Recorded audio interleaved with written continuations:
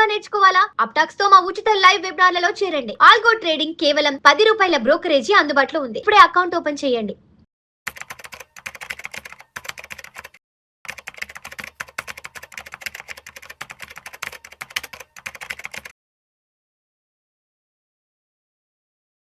Sir నమస్తే sir Ramachandramurthy గారు. నమస్తే విష్ణు గారు. రామచంద్రమూర్తి గారు ఒక 4-5 సంవత్సరాలకు ముందు వరకు కూడా రాకేష్ జుంజున్వాలా గారు వారు ఉన్నప్పటి వరకు కూడా ఏదైనా మార్కెట్స్కి సంబంధించి ఎగ్జాంపుల్గా మాట్లాడుకున్నప్పుడు ఫస్ట్ వారి పేరు వచ్చేది. Because is the big bull of Indian stock markets అని. అదేవిధంగా వాళ్ళ స్టాక్ మార్కెట్ వాళ్ళ ఇన్వెస్ట్మెంట్ పోర్ట్ఫోలియో గురించి వాళ్ళ స్టాక్ హోల్డింగ్స్ గురించి ఆయన గురించి ఎక్కువ మాట్లాడుకునేవారు. అవునండి. సో ఇప్పుడు ఆయన తర్వాత వారి వైఫ్ రేఖా జుంజున్వాలా, సో ఆవిడకి సంబంధించిన పోర్ట్ఫోలియో హోల్డింగ్స్ గురించి కూడా ఈ మధ్య బాగా డిస్కషన్స్ వస్తున్నాయి. కాబట్టి ఎస్ వారి వైఫ్ ఎవరైతే ఉన్నారో రేఖా జుంజున్వాలా టాప్ 7 స్టాక్ హోల్డింగ్స్ ఉన్నాయి ఇండియన్ బిగ్ బుల్ ఎడిషన్లో. యాక్చువల్గా ఇవాళకి కూడా ఆయన చనిపోయినా కానీ రాకేష్ జుంజున్వాలా గారిని ఒక పాజిటివ్గా మనం ఒక ఇండియాలో బిగ్ బుల్ అంటాం. ఈయన కెరీర్లో ఎక్కడా కూడా నెగిటివ్స్ లేవు. ఈయన తీసుకున్న స్టాక్స్ కానీ ఈయన చెప్పిన మనం ఇండియన్ వారెన్ బఫెట్ అని కూడా అనొచ్చు. అవును, ఎందుకంటే ఒక వాల్యూ అసలు ఇండియాలో అసలు ఇన్వెస్ట్మెంట్కి ఒక ఫిలాసఫీని తీసుకొచ్చారు. కాబట్టి ఈయన యొక్క స్టాక్స్ కానీ ఈయన యొక్క ఐడియాలజీ కానీ ఈయన కంపెనీస్ కానీ మనం కూడా వినటం వల్ల ఏంటంటే ఎలాంటి కంపెనీలు అసలు సెలెక్ట్ చేసుకోవాలి, వెల్త్ని లాంగ్ టర్మ్లో ఎలా హోల్డ్ చేసుకోవాలి, అలాగే ఒక మిడిల్ క్లాస్ పర్సన్ నుంచి ఒక కుబేరుడు ఎలా అయ్యాడు. అంటే ఇప్పుడు చాలామంది ఒక కంపెనీలు పెట్టి పబ్లిక్ లిమిటెడ్ అయ్యి కుబేర్లు అవుతున్నారు. ఈయనేంటి ఓన్లీ ఇన్వెస్ట్ చేసి అయ్యారు. ఈయన ఎక్కడ ఏ కంపెనీ చార్టెడ్ అకౌంటెంట్ ఈయన.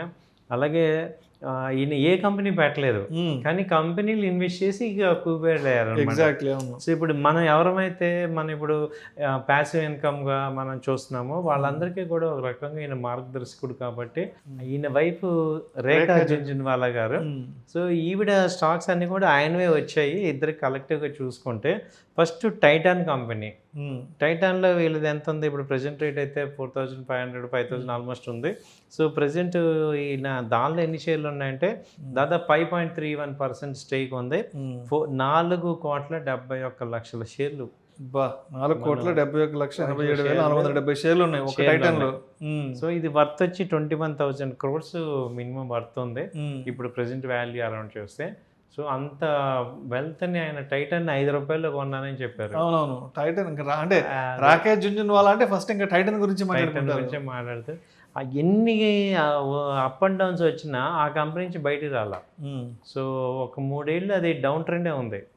అలా అయినా కానీ అలాగే హోల్డ్ చేశారు. సో అందుకని వాళ్ళ సంపదని ఎంజాయ్ చేస్తున్నారు.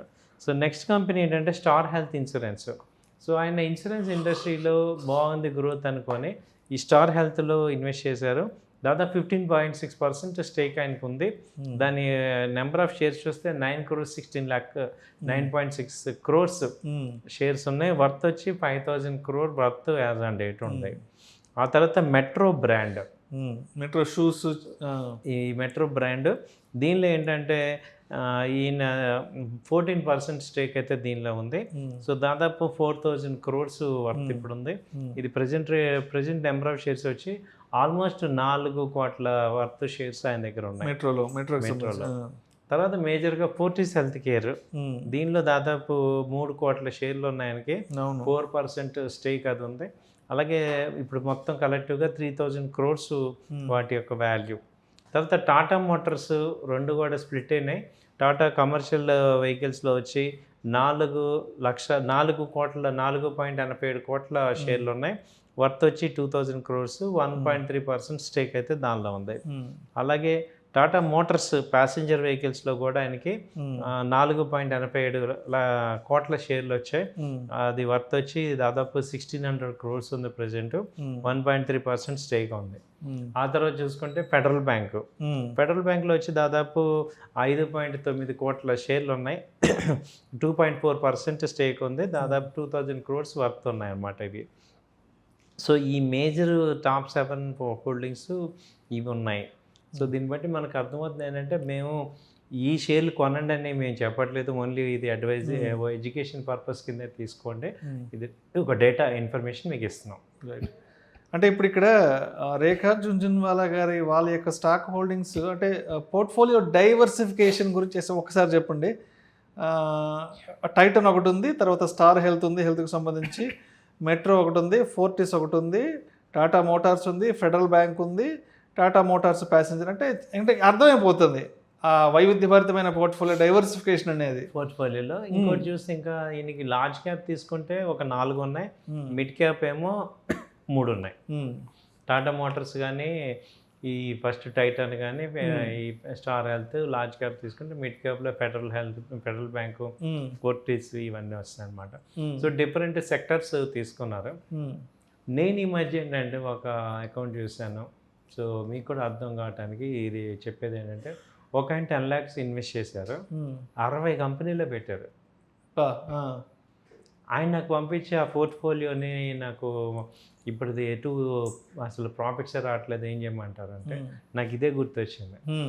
సో అంత ఫుల్ డైవర్సిఫై అయిపోతే మనకి A to Z స్టాక్స్ ఉంటాయి, ట్రాక్ చేసుకోవడం కష్టం. 60 కంపెనీలు 70 కంపెనీలు అవసరం లేదు, గట్టిగా 10 కంపెనీలు చాలు మంచిగా పట్టుకుంటే. అది మీరు అంటే ఒక టాప్ ఇండియన్ బుల్ పర్సన్కే 7 కంపెనీలు 8 కంపెనీలు ఉంటే మనకి ఎంత ఉండాలి? మన డబ్బుని చూసుకోండి, గట్టిగా ఒక 15 కంపెనీలు మ్యాక్సిమం పెట్టుకుంటే చాలు. ఈవెన్ ₹1 ఉన్నా కానీ మీరు ఒక 15-20 దాటకూడదండి ఎన్ని కోట్లు ఉన్నా కానీ, ఎందుకంటే ట్రాకింగ్ కష్టం. ఇప్పుడు దానిలో చూస్తే టీసీఎస్ ఉంది, ఇన్ఫోసిస్ ఉంది, విప్రో ఉంది, ఆ ఐటీ సెక్టర్లో 7 స్టాక్స్ ఉన్నాయి. ఎందుకు ఒక్క కంపెనీ తీసుకోవచ్చు కదా. అలాగే బ్యాంకింగ్ తీసుకుంటే హెచ్డిఎఫ్సి, ఐసిఐసిఐ ఇవన్నీ వచ్చాయి. సో దాని బదులు ఒక బ్యాంకుని లేకపోతే 2 కంపెనీస్ కింద స్ప్లిట్ చేసుకోండి. చాలామంది ఏంటంటే పోర్ట్ఫోలియోని బిల్డ్ చేసుకోవటం ఇంపార్టెంట్. సో దీనిలో బాగా కొంచెం మీరు ఆలోచించండి. అంటే మీరు చెప్పే కేస్ స్టడీ గురించి చెప్తే నాకేం అర్థమవుతుందంటే ఆయన ఏమైనా ఫోమోలో ఉన్నాడేమో, ఫియర్ ఆఫ్ మిస్సింగ్ అవుట్లో. అంటే ఆ కంపెనీలో పెట్టకపోతే అక్కడ ఉన్న ప్రాఫిట్స్ మిస్ అయిపోతానేమో, లేదంటే దీంట్లో అంటే ఈ భయం కన్ఫ్యూజన్ లో అసలు ఏమైందంటే 60 కంపెనీలు పోర్ట్ఫోలియో డైల్యూట్ అయిపోయింది. డైవర్సిఫై అవర్స్ డైల్యూట్ అయిపోయింది. ఎగ్జాక్ట్లీ ఆ రెండింటి డిఫరెన్స్ చూడాలి. డైల్యూట్ అవ్వకూడదు, డైవర్సిఫై చేయండి, కాన్సన్ట్రేట్ చేయండి. ఎక్కువ షేర్లు ఉంటే డివిడెండ్స్ ఎలా వస్తాయి ఇంకే? ఇప్పుడు వీళ్ళందరూ డివిడెండ్స్ మీదే ఇది అవుతున్నారు. సో కాబట్టి మీరు కూడా డివిడెండ్ ఇన్కమ్ రావాలి మనకి రెస్పెక్ట్ ఆఫ్ షేర్ ప్రైస్తో పాటు. అంటే అలాంటి కంపెనీస్లో మంచి క్వాలిటీ స్టాక్స్ ఉంటే మంచి డివిడెండ్స్ వస్తాయి. Right sir. Thank you sir. Thank you so much. Thank you అండి.